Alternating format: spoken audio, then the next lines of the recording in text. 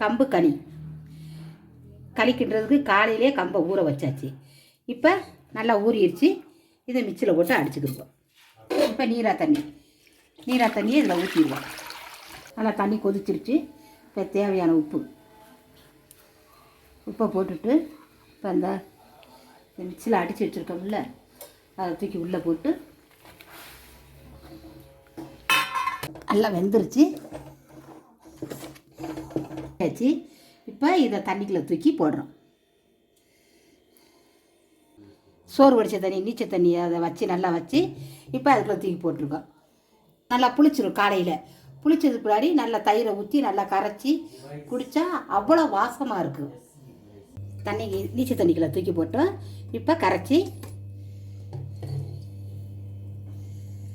நல்லா எவ்வளோ அழகாக இருக்குது பார்க்க.